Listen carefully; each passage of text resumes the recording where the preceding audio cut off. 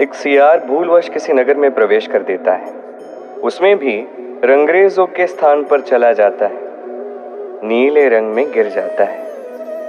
किसी प्रकार भाग भाग कर वो पुनः वन में लौट आता है। अन्य सभी प्राणी उसे देखते हैं, भयभीत हो जाते हैं। तभी ये सियार कुछ सोचता है और कहता है कि मैं तो देवदूत हूं और तुम सबकी रक्षा करने के लिए आया हूं। सब उसकी बात मान भी लेते हैं। प्रतिदिन उसे धन धान्य भोजन ये प्रदान करते हैं। तत्पश्चात एक ऐसी रात्रि आती है जिसमें दूर कहीं अंधकार में कुछ सियार इसे पुकार लगाते हैं और ये सियार ये स्वयं को रोक ही नहीं पाता। ये भी एक सियार की भांति चीख देता है। सभी सुन लेते हैं और सभी को ज्ञात हो जाता है कि ये तो एक ढोंगी है। इसलिए जीवन में कभी छल मत कीजिए। उसे जितना भी छिपाने का प्रयास कर लो, वो संसार के समक्ष अवश्य आएगा। और इससे बड़ी सीख ये है कि किसी के जीवन में संपत्ति धन धान्य आ जाने से उसकी बुद्धि में वृद्धि नहीं होती, उसका व्यवहार शुभ नहीं होता।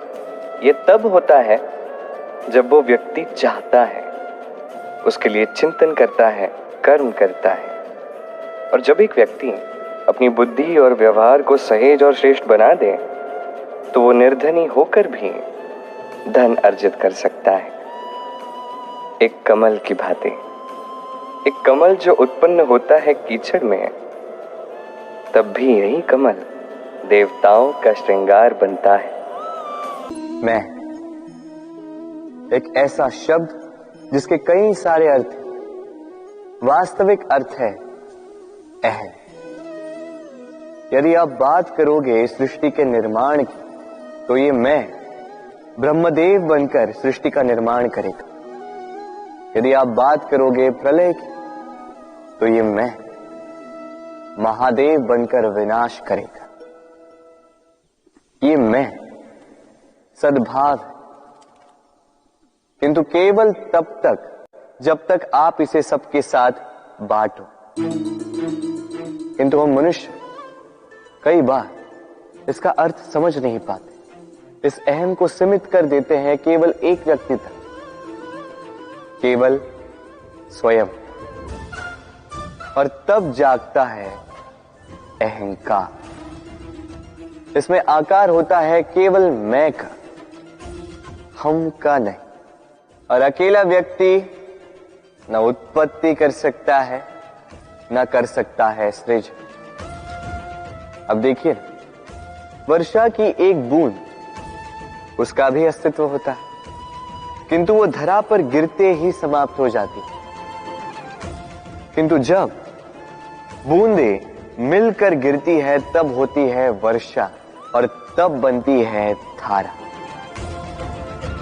कभी आपने किसी पंछी को देखा है?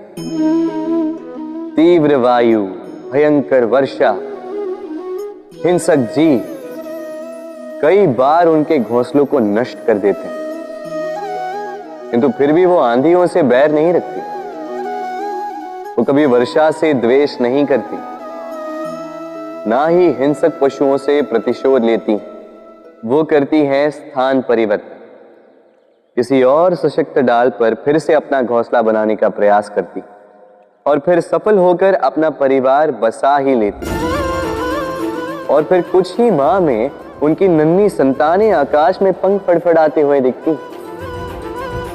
दूसरी ओर एक नाग प्रहार का प्रतिशोध लेने के लिए मनुष्य की बस्तियों में घुस जाता और अंततः वो स्वयं ही मारा जाता। यही सीख हम मनुष्यों के लिए भी लागू होती। प्रतिशोध मनुष्य को स्वयं ही जला देता है, उत्थान से पतन की ओर ले जाता। इसलिए यदि जीवन में ऊपर उठना है तो परिवर्तन की सोच से कर्म कीजिए, अन्यथा प्रतिशोध तो आपको रसातल पहुंचा ही दे। बसंत ऋतु जिसमें मन खिल उठता है, हमें ऐसा लगता है कहीं हम आकाश में विचरण करने चले जाएं। अब ये तो होता नहीं है, इसलिए कदाचित हम पतंग उड़ाते हैं। पतंग को हमारा प्रतिरूप समझ के आप ये समझने का प्रयास कीजिए कि आप वो पतंग है। अब ये डोर जिसने पकड़ी है वो है परमात्मा, और ये डोर जहां से आरंभ होती है, ये चरखी है हमारा कर्म चक्र। यदि परमात्मा ने आपका हाथ थाम लिया, आपकी डोर थाम ली, यदि आप शुभ कर्म करते गए तो आप इस आकाश में उड़ते रहेंगे। किंतु कहीं भी यदि परमात्मा से ये बंधन टूट गया, कर्म चक्र आपका खराब हो गया या रुक गया, तो आपकी ये पतंग कटेगी और कहीं दूर जाके किसी वृक्ष के टहनी पर गिर जाएगी। तो केवल पतंग उड़ाए नहीं, उससे सीखे, परमात्मा से जुड़े रहें, सदैव शुभ कर्म करते रहें, आप सदैव इस आकाश में उड़ान भरते रहें। भगवान और भूल दोनों एक ही अक्षर से आरंभ होते हैं, और तो और दोनों की राशि भी एक ही है। अब आप कहेंगे भगवान भूल, इसमें क्या समानता हो सकती? बहुत बड़ी समानता है। न केवल ये एक अक्षर से आरंभ होते हैं, बल्कि इनका विजय मंत्र भी एक ही है। भगवान को मानो, उन पर विश्वास करो, उन्हें स्वीकार करो। ये करोगे तो मन की दृष्टि से भगवान देख ही जाते हैं और वो आपको संपन्न कर देते हैं। यही भूलों के साथ भी है। अपनी स्वयं की भूलों को मानो, स्वीकार करो, सब कुछ अपने आप ही स्पष्ट रूप से दिखने लगता है। जिस दिन आप अपनी भूल स्वीकार करना सीख जाते हैं, उसी दिन से प्रक्रिया आरंभ होती है अपनी भूल को स्वीकार करने की। आप समझ जाते हैं कैसे अपनी भूलों को सुधारना है।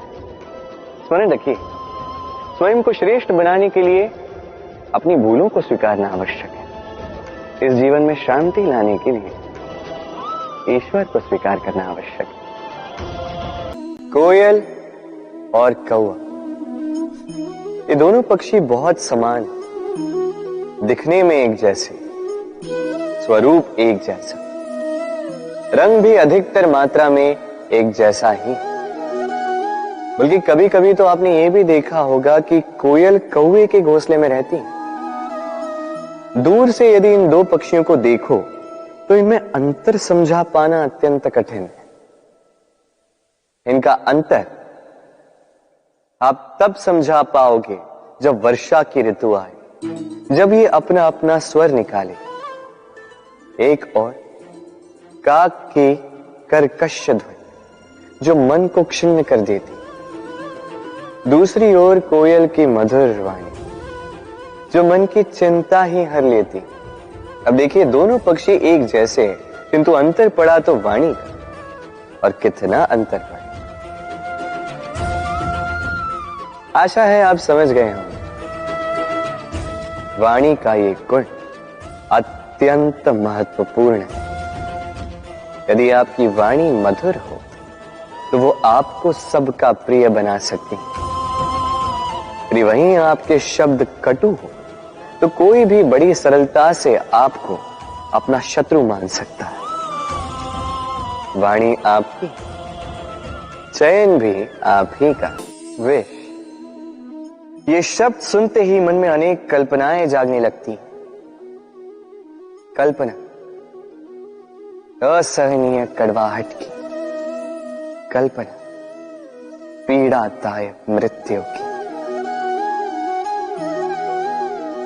अब यदि आपसे पूछा जाए कि सबसे घातक विष कौन सा, तो आप क्या कहेंगे? कोई कहेगा सर्प का विष, कोई कहेगा बिच्छू का, कोई कहेगा कालकूट का। किंतु नहीं, ये सारे विष उस विष के समक्ष टिकते नहीं जिस विष को हम कहते हैं कान में भरा जाने वाला विष। सुनने में अत्यंत मीठा, किंतु कड़वाहट में अत्यंत घातक। पेट में जाने वाला यह विष केवल एक व्यक्ति की मृत्यु का कारण बनता है, केवल एक। किंतु कान में भरा जाने वाला विष असंख्य संबंधों का नाश कर सकता है। और इसमें भूल उसकी नहीं जिसने आपके कानों में यह विष भरा है। आप उसको दोष नहीं दे सकते। इसमें दोष आपका स्वयं का है कि आपने इस विष को स्वयं पर हावी होने दिया, इस विष का स्वयं को शिकार बनने दिया। ये आपकी भूल है। इसलिए कान के कच्चे कभी मत रहिएगा। अपने मन में प्रेम की दृढ़ता जगाइए और काट दीजिए इस संसार के सारे विषयों के प्रभाव को। राधे राधे।